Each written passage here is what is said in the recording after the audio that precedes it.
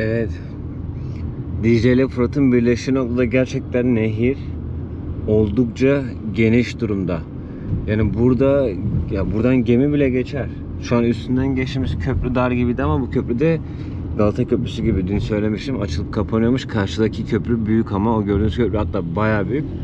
Onu da dediğim gibi İtalyanlar yaptığı için büyük olmuş. Belki bu akşam gün batımında buralarda olursak size bir Boğaz turu, Fırat Dicle turu attırırız.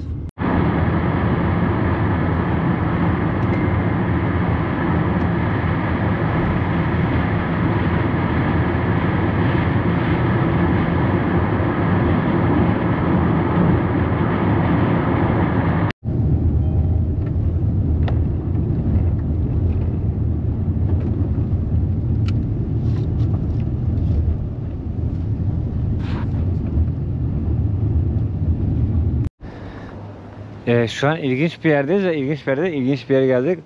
Murtaza, ismi Muzif? Muzif. Şükran. Şimdi bunun ne olduğunu ve nerede olduğunu anlatacağım.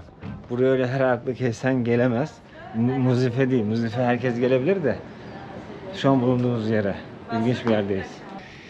Evet, şimdi biraz da bunu anlatacağım. Tam ben bilmiyorum bunu. Hatta Berna'ya soralım. Berna anlatsın. Bu sazlıklardaki kamışlardan bir özel şekilde yapılıyor. Ondan sonra bunlarda da kahve. Abi bu kadar şeyin içi kahve doluyormuş, düşünsenize. Artık buraya kaç kişi geliyorsa. Burada da ocaklar var artık, elektrikli ve tüplü. Bu ocaklarda da kahve sıcak tutuyorlar. Şimdi bir tane abi göstereceğim. Bu da bu neymiş bu? Bunu da sorarız. Renklere bakın. Şimdi bir tane abi göreceksiniz solda. Bu siyahlı abinin 4 tane karısı varmış. 4 tane kadını. Hacı bilmem bir şey abi. Bena, burayı sen anlatacaksın bana. Evet. Burası şu an ne tam olarak? Şimdi girişi çektin değil mi? Evet. Sazlık mı ne? Sazlıktan, Kamıştan. aynen, kamıştan yapılan evleri aslında muzif diyorlar. Muzif de normal şartlarda sazlıktan yapılan evlere diyorlar ama bu muziflerin de bir anlamı var. Şimdi işte restoran gibi kullanabilirler ama aslında bir divan. Orada toplanıyorlar. İşte aşiret toplanıyor, toplantılar yapıyorlar. Özel konuşmalar yapılıyor. İşte bir küslük varsa küsler barıştırılıyor. Ve şu an olmasa da önceden şöyle bir kültür de var. Divanda çay dağıtan kişi sağır ve dilsiz. Oradaki konuşulanları duymaması için. Çünkü kabile sistemi var. Şimdi karşı kabile Bizim planları duymasın. Aynen. Şu an bu sistem kaybolmuş durumda ama önceden daha hassaslar. Şu an bizim bu geldiğimiz yer restoran gibi. Şu an bu kısım değil de şu kısım bence restoran gibi bir yer. Yani burası gerçek bir divan. Ya misafirlerini ağırladığı yer. Bu arada kocaman. Burada dini sohbetler de bence yapıyorlar. Evet, şey var. Minber var. Burada da bakın mühür taşı. Taş diyorum aslında. Beni hep düzeltiyorlar. Ben de hep yani ağzım alışmış. Taş diyorum, kusura bakmayın. Evet. Tabii işin uzmanı daha iyi anlatır. Şimdi bunun kökünü size anlatayım. Hz. Muhammed döneminde sahabe Hz. Muhammed'in yanına gelip diyor ki biz secde ederken alnımız yanıyor, ne yapalım? O da diyor ki toprağı elinize alın, toprak soğuduktan sonra secde edin. Yani böyle bir hadis var. Bu hadis üzerine aslında toprağa secde etmeleri gerektiğini düşünüyorlar. Baktığımız zaman da şöyle bir felsefesi de var. Topraktan geldik, toprağa gideceğiz. Şialar buna taş denmesinden çok rahatsız oluyor. Evet. Çünkü bu toprak sıkıştırılmış sadece. Toprak sadece. Çamur yani. Kurumuş çamur. Evet. Şekil veriyorlar. Ben de ağzıma alışmış hep taş diyorum. Hep bu yorumlarda bana kızıyorlar. Düzelttik şimdi. Bu bilgiyi de vermiş. Sağ ol. Tamam. Ben ana hadis kısmını bilmiyordum. Hadis var ve ehli sünnet kaynaklarında da geçen bir hadis. Tamam. Teşekkür ettik. Rica ederim. içmek zorundayım değil mi? Bekleyecek. Evet. Ya hiç de sevmiyorum. Çok acı şimdi bu kahve. Şimdi ne oluyor? Bir daha mı verecek? Eğer sallamazsan bir daha dökecek. Sallamazsam mı? Bardağı sallarsan istemediğini belli ediyor. Yok. فاهمك الا هو بكيفك لك حق ثلاثه اجل ما تكونش بدها Yani nasıl istersen diye. İstersen 3-4 kere iç sonra salla. Ken. ها Ken. Ha. Ye kendini. Ken. ما تكونش بدها Zaten onlar az döküyor. Evet çünkü çok acı. Bunu zaten içemezsin ki. Adam Mırra mı? Mırra. Mırradan beter bu ya.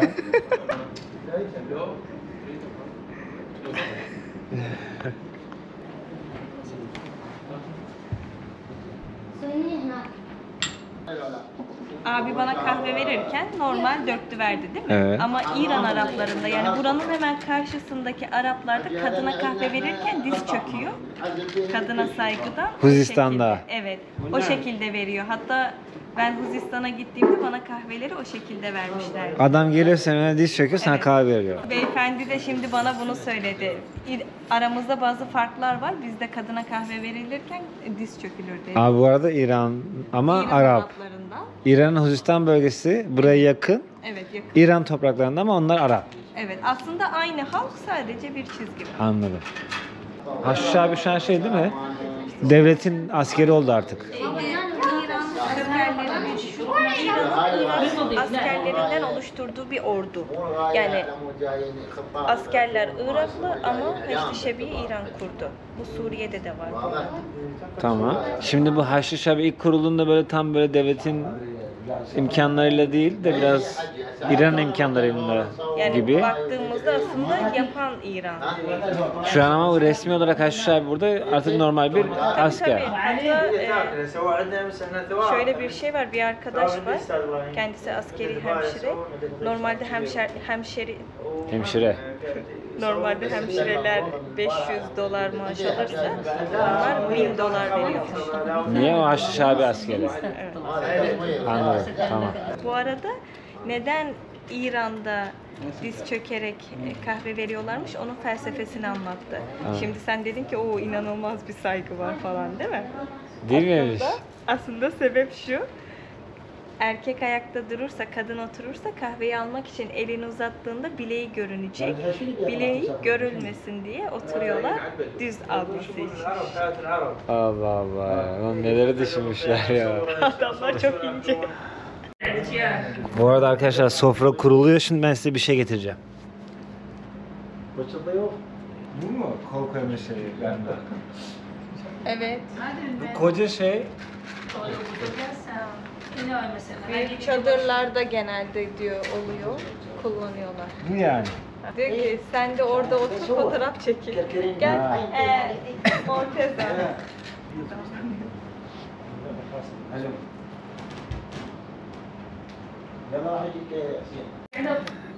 Evet, kral sofrası kuruldu resmen yine. Kırmızı erik, armut, muz, portakal var. Burada bu tavuk mu kuzu mu? Tavuk eti. Chicken. Tavuk. Tavuk var, pirinç var. İşte bunların pilavı böyle karışık ve güzel oluyor. Burada بني çok güzel bir balık var ya. بني Benli. اي عافيه Balığı çok meşhur. قول بني اي بني Oo. وراح دكتور قال لهم عمه مو غذاكم هذا احنا حقيقه المفروض عندي علم علم Yalnız balığı çok güzel pişirmişler. Hani bir بس العربانه meşhur. Bu şey tatlı su balığı belli. Ama yapabildikleri kadar güzel olmuş. عاد احنا اللمه ماكو مشكله باللمه بس احنا Ben üvey evlat muamelesi görüyorum şu an. Her şey senin önüne itiyorlar, sana yediyorlar. Bize hiçbir şey diyen yok. Besleme gibi olduk Allah. خدم Ben Orta Doğu'nun Kleopatra'sı. خدم Vallahi ben besleme gibi hissettim şimdi. خدمتك صح Bu tavuğu haşlıyorlar bu suyun içerisinde. Şu patates de var. Sonra onun suyunu da gelip böyle masaya koyuyorlar. Ondan sonra böyle yapıyorlar. Bu suyu böyle bunun içine boşaltıyorlar mesela. خدمتك Ondan sonra da böyle yiyorlar. Utanmasalar ağzına kaptıracaklar benden. Tavuğu dilimleyip önüne حجي koydular. بخدمتك انا حاكم مسلم وانا لا تفكر بي بخدمتك. Farsça ikinizin de ana dili gibi ya, dayıya sorsana. Şu an bu yemekler Irak, illa bugün özel değil. Irak'ta böyle yerlere gittiğimizde bu kadar sofra doluyor ama yarısı kalıyor. Sonra ne yapıyor bu yemekleri? Ye sual دارم از شما. هذا الزاد شو تسوون به؟ احنا شوف بالنسبه هذا نحسه قليل احنا للضيف اللي يجينا. Diyor ki normal şartlarda bizim misafirliklerimizde bu kadar az yemek olmaz. Hatta daha da fazla oluyor. Ama biz hiçbir zaman yemekleri israf etmiyoruz. Konu komşuya dağıtıyoruz. Evde de bırakıyoruz çocuklar yesin diye. Bir de fakir evler var bildiğimiz, onlara gönderiyoruz. Aslında ben bunu tahmin etmiştim. Onların bu yemekleri atmayacaklarını. Çünkü ülkede de ihtiyaç sahipleri de çok fazla. بعد غذایی که میمونه خودش هم میمونه که برای خونه یا برای همسایه که پخش میشه خودش هم یه برکتی هستن که از خدا برامون نازل میشه. Bak ne kadar güzel anlattılar. Dediler ki öncelikle misafir bizim için berekettir ve bu nimetleri de Allah bize vermiştir. Misafir bereket getiriyor ve kalan yemeği de konu komşuya dağıtıyoruz, ihtiyaç sahiplerine dağıtıyoruz ya, o da bize yine bereket olarak geri dönüyor diyor. Kazan kazan kazan. أفلح من صلى على محمد وآل محمد. Allah'ım sallallahu وجه الله تعالى وشرف النبي والأمة الأطهار ولا أرواح المؤمنين والمؤمنات. رحمت خدا بیشتر بشه برامون اینجوری باشه. Yemek duasında ölmüşlerini anıyorlar, imamları anıyorlar ve sonrasında da Allah daha fazla bereket versin bize diye dua ediyorlar. Sofra daima inşallah. فاتحه از سوره حمد و توحید خونده میشه دو تاشون هم سوره حمد توحید دو تا Evet, Fatiha diyor zaten, Fatiha oku. Bunlar bak, ağa da gördün mü? Koca ağa da sofrayı kaldırıyor. Tabii erkeği Hadi, erkekler Aynen. hizmet ediyor, kadına kadınlar. Çocuk büyük ağa mağa demeden bütün herkes sofrayı topluyor, ediyor. Burada hiçbir şey bırakmayacaklar şimdi. Hepsini erkekler topluyor. Ben Karadenizliyim, sen de Karadenizlisin. Bize tuhaf gelir. Bizde kadınlara da kadınlar çalışıyor, erkeklere de kadınlar çalışıyor. Şimdi şöyle bir şey var, hem Kürtlerde hem de Araplarda kadının erkek önünde eğilip kalkması bile çok büyük bir kadına saygısızlıktır. بعد این دو تا چیزی که روی شفیهش کشیده دجله و فراته اینجوریه اونجا میگم میگن اینجوری مردم. Şimdi şöyle bir وهاي anlam. الزراعة هاي. Önceden insanlar burada هاي الزراعة balıkçılıkla geçiniyorlar ve bu onlar balıkçılıkla النخل هذا. geçindikleri için işte o Nahal. tül Aa. var ya, A'yı temsil ediyor. Zaten şekil olarak da benziyor. Doğru. Dicle ve Fırat'tan bu balıkları aslında avlıyorlar. Şu da Dicle ve Fırat'ı temsil ediyor. هیچ که اینجوری کشیدن این مثلا ماهی جوره. Sazlıkları falan da temsil ediyormuş. Evet, şimdi sıcak hala, saat 4 oldu. Biraz burada dinlendik. Şöyle düşünün, video ilginç oldu. Biraz önce yokluğun daniskasını gördük, en dibini. Evet. Değil mi? Burada da şimdi varlığın en dibini gördük. Bu giriş kısmı biraz, Bir de değildi dediler. bu her şeyin, varlığın. Daha da normalde fazla olurdu dediler ama bize göre çok çok fazlaydı. Şimdi de bu Muzif'ti işte, misafirhane, yani divan dediğimiz olay. Şimdi biraz daha eski bir yere götüreceklermiş Evet. galiba. Buradaki lider miydi? Bu bölgenin lideri miydi Evet. yoksa büyüklerinden miydi? Şu an bu klanın, yani bu aşiretin buradaki lideri bu abi. İşte dedi ki benim muzifim var, oraya gidelim. Hadi gidelim. Ya bu kadar insan, nereye gitsek peşimize bir sürü insan dolaşıyor, bizi gezdiriyor ya. Helal olsun adamlara. Abi adamların arabalara bak ya. Beni bu arabaya davet ettiler şimdi. Maşallah var arabanın. خانم نره آها Heh, tamam. Ha, okey. Bayağı kalabalık. Evet, selamünaleyküm.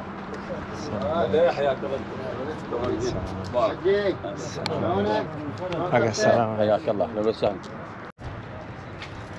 Evet arkadaşlar, konsey kuruldu şu an. Lazia'nın kalemini kıracağız.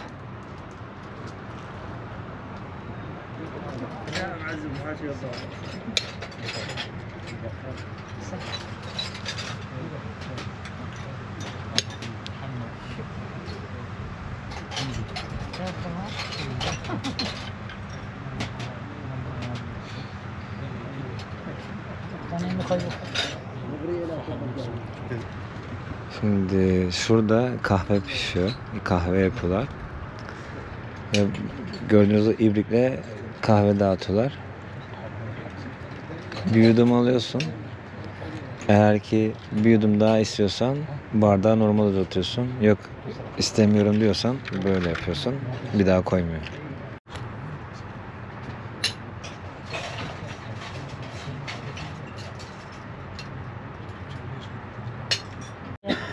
که اینجا اومدید بعد از تو خوش آمد گویی میکنه اینجا میگه خونه خودتونه خونه دوم خودتونه که اینجا هستید.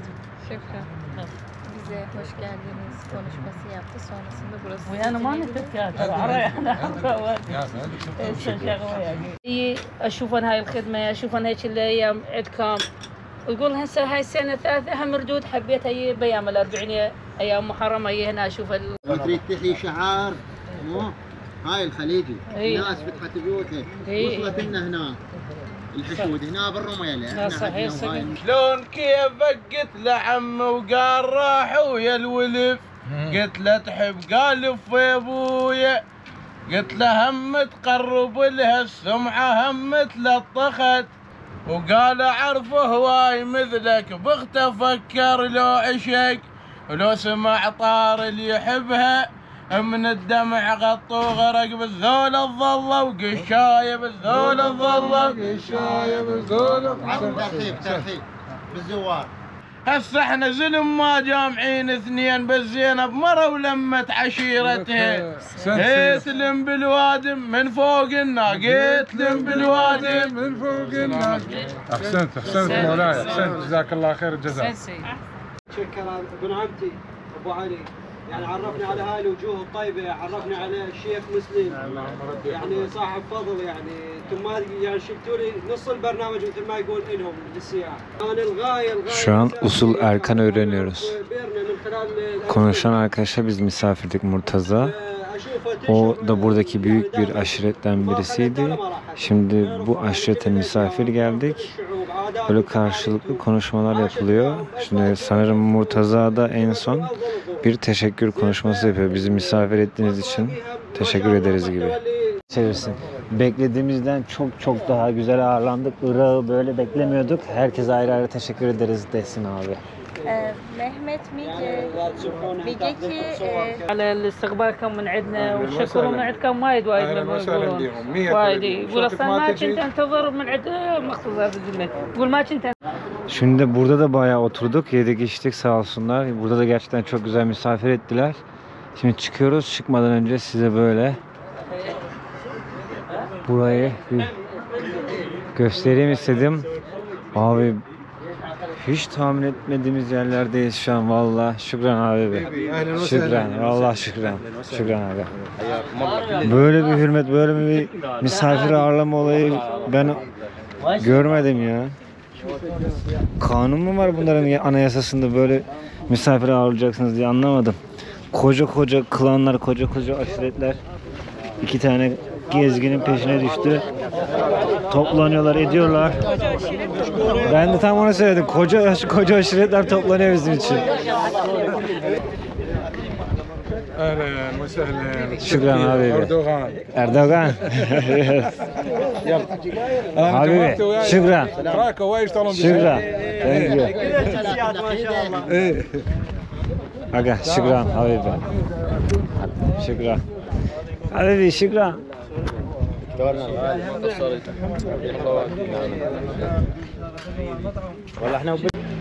Evet. 3 tane aşiret toplandı burada şu an. Ya da öyle galiba. Şükran Habibi. Şükran. مع السلامة. ama şeyler كاظم عشيرة ياهو عشيرة بن حكيم بآل شهيد. بني حكيم. Benehçiyim aşireti. Van aşiretler. اي Aşiretin ismini söyledi. Bir aşiretmiş. Arkadaşlar da zaten El Maliki aşiretiydi. هذا شيخهم Ya. لواء حكيم. Benehçi. El Maliki aşireti Benehçi aşiretine misafir oldu. لواء حكيم. Bakın mahalleler böyle, tamam mı? Dışarıdan bakıyorsunuz. Böyle harap, biraz böyle fakir mahalle gibi diyorsunuz. İçeri bir giriyorsunuz, saray çıkıyor. Bu arada bir daha unuttum, o samandan evlerin adı neydi? Muzif. Şimdi bu muziflerin de yapılışı ve hikayesi var. Onu bir sonraki bölümde ben bize anlatacak. Biz bir sonraki bölümde burada su üzerinde yaşayan ya da oraya yakın yaşayan insanlar var. Böyle sazlıkların arasında botlarla gezen, orada koyunlarını otlatan, sazlıkların üzerindeki toprak parçaları üzerinde koyunlarını otlatan insanlar var burada. Bugün artık geçti o. Onu bir sonraki bölümde herhalde gideriz ve size علي ما قصرت bir an oldu Bayderki, ne oldu sana, ne oldu böyle, ne oldu sana?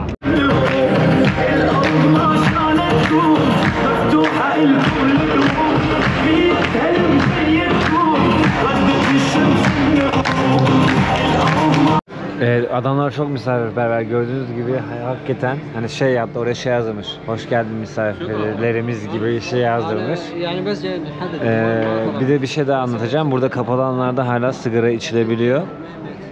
Bu kadar lüks bir mekan olmasına rağmen içilebiliyor. Şimdi restorana geldik, bir yandan hem fiyatlara bakalım hem de ne yiyeceğiz ona bakalım. Şu an dediğim gibi bu videoda ne yaşayacağız bilmiyorum, biz çiğ köfte malzemesi almaya gittik, isot aldım ben 1 kilo. Eve gidiyordum, bir anda kendimizi böyle bir şeyin içinde bulduk. Biz de beklemiyorduk burada olmayı. Sana bir şey söyleyeyim mi? Böyle bir restorana geldim. Beyti söyledim ben. Beyti söyledim. Kaç para biliyor musun? 320 TL. Lan Türkiye'de beyti gidip de Türkiye'de merdiven altı bir yerde beyti söylesen zaten 350-400 lira. Şu an bakın arkadaşlar, burası hani Türkiye'de bile hani ortanın üstü, yani çok lüks değil belki ama ortanın üstü bir yer şu an burası. Irak'a göre lüks de ama şimdi Türkiye'de neler var canım. Evet. Şimdi humus merak ettim. Bu humus öyle bir şey ki bir yerde yiyorsunuz, mükemmel bir yerde yiyorsunuz, 5 para etmez. Evet, şimdi burada deniyoruz. Ben hayatımın en iyi humusunu Bağdat'ta bir yerde yedim. Ben de şunun tadına bir bakayım. Bak, bence güzel. 10 üzerinden 8 ve üstünü zorlayabilir. 10 üzerinden 8. Evet. 10 üzerinden 10'unu yedim. Ben de çok güzel humuslar yemiştim bu ama kötü değil yani, güzel. Yok güzel. Aynen. Evet, bir servis koymaya 3 kişi geliyor. Lahmacunu getirmedi, salata. Bir yerde daha öyleydi, salata. Ermenistan'da. Hiçbir şey getirmediler değil mi? Bir limon getirdiler buraya. Burada limon da yok. En güzel benimki lan. Bence de. Herhalde. Gidip çünkü beyti direkt Türkçe yazdığı için ben tahmin ettim ki Türkiye'den alınmadı. Çünkü menüde gördüysen Türk yemekleri de vardı. Bakalım Türk beytisine benziyor mu? Zaten adı da lahmacun. Yok lahmacun Arapça bir kelime de. Aa. Suriye, Lübnan'da var. Ama Irak'ın kendisinde lahmacun yok diye biliyorum. Şiş dürümü. Yani şiş dürümü hamura sarmışlar, üstüne yoğurt dökmüşler gibi düşün. Beyti gibi değil yani. Sadece beytiye benziyor. Peki tadı güzel mi? Tadı güzel. Yani normal şiş dürüm gibi. Bir bak bakayım sen de. Şey değil, üst düzey bir şey bekleme yani, yenir derecede güzel, yoksa çok iyi değil. Abi, Türkiye'de olan bir yemeği başkasının bile yemeği olsa bizim Türkler daha iyi yapıyor. Tabii. Evet, tamamen başka bir şey. Tavuk şiş işte. Tavuk şişi sarmışlar yufkaya. Yufkaya sarmışlar, üzerine de bir sos koymuşlar. Yufka almayı unuttuk biz. Gerek yok. Neyse, yufkasız yeriz. Çiğ köfte için bu arada. Zaten yemek yedik. Evet, bir de lahmacunun tadına bak. Bir bak. Yemeği. Hamur kalın ya. Neredeyse ince pizza hamuru gibi. Hamuru hamur, eti de et değil. Et tadı yok. Değil mi? Çok yavan bir şey, evet yani. Evet. Bunlara bizim lahmacun yani ev yapımı lahmacun bile daha güzel. Ben annem evde Ben de çok iyi elektrikli yapıyorum. fırında bile daha güzel yapardı. Hadi bu neyse yine tadı iyi. Evet. Beyti kurtarıyor ama tat yok. lahmacun hiçbir şey. Şimdi yemeğin sonunda bir tatlı getirdiler. ikram galiba. Adı da pespuse, right? Pespuse'ymiş. Pestiden geliyor olabilir. Ay şunu olsun. Şeyliyse. Besbus. Despuse. şey dedi, beni mi çek ediyorsun diyor.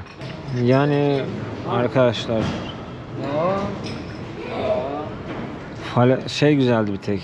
Yani adam akıllı humus güzeldi. Diğerleri hani böyle bir yerden beklemediğim bir daha güzel tatlar beklerdim ben ama bilmiyorum Türkiye'yle kıyasladığım için mi ama çok da şey değil, ahım şahım değil. Tatlı fena değil ama ben şerbetli tatlı sevmiyorum. Ticket. Ticket. Mevcut. موجود. شنو يعني؟ Ticket means bilet. Evet.